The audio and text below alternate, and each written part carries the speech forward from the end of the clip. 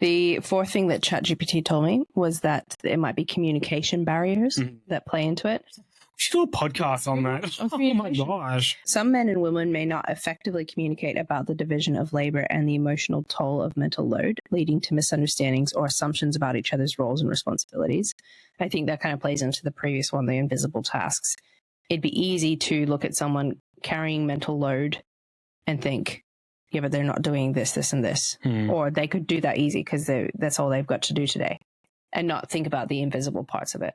And if you can't communicate as the partner that's balancing that, like I said, I didn't have terminology around it. It was very hard for me to say, yeah, but I get stressed about it. Like, what is that? That doesn't mean anything. It's like, okay, I don't get stressed about it. Like, I'll get stressed about it then. Like, that doesn't communicate well.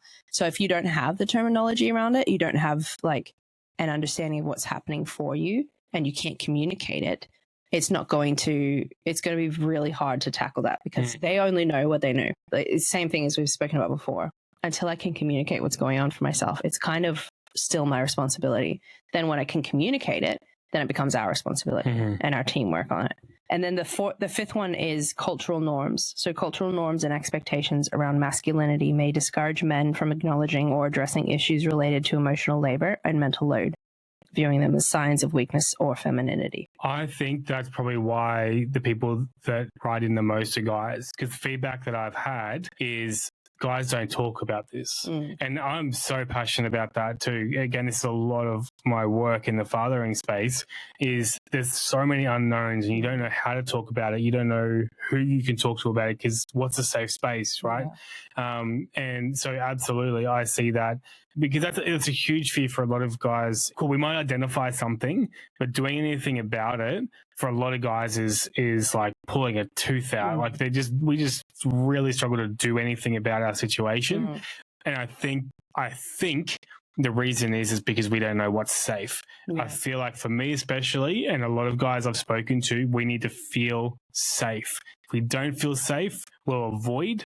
We will get anxious. When we get anxious, we'll shut down. We'll put barriers up, all that sort of stuff. I think it's probably people in general, but because I'm a guy, I don't identify to myself that if I don't feel safe, I react in many different ways, negative ways. Safety is a really, really big thing. Yeah.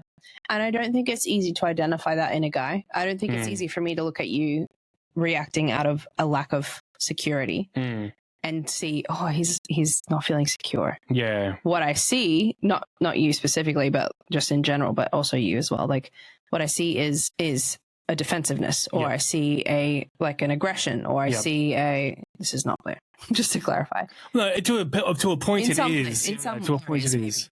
Or like an apathy.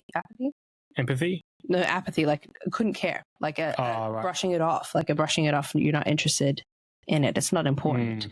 A distraction. Like, there's so many ways that it would play out. It doesn't look like that scared little boy in the corner. Like, it's not something that immediately evokes I'm feeling really, I feel for you feeling insecure in it because of how it plays out. So it's just this messy little conversation, or messy little lack of conversation that can happen if you're not feeling secure and you're acting out of your insecurity. I'm not seeing it as insecurity. I'm seeing it as something more aggressive or something less interested. And so then my reaction is reacting to that. Anyway, it's just a cycle. I think this is actually something that's going through my brain now, and I think this is really important to identify. And not putting it all on this, I think there's other factors in it too. But one of the reasons why I feel like I would put mental load on you is because you are safe. You know, and I know, again, going back to the shopping thing, but it's just an analogy, it's just an example. I don't deal with stress well, right? I don't deal with looking like a fool well. I don't deal with anxiety well.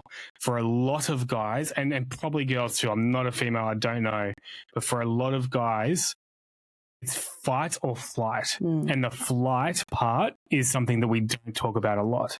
We talk a lot about the fight part, but we don't talk about the flight part a lot. And that comes out in the barriers, in the defensiveness, in the avoidance, in all these different areas. And I think that's really important to understand, because again, if a couple is going into this conversation as a female talking to a male, if you do not come at it in a safe way there's going to be fight or flight. There's going to be defensiveness as the fight. There's going to be flight, as in barriers go up and shutting down. And that's where, again, the conversation is really important. When the conversation stops, it allows room for the barriers to go up.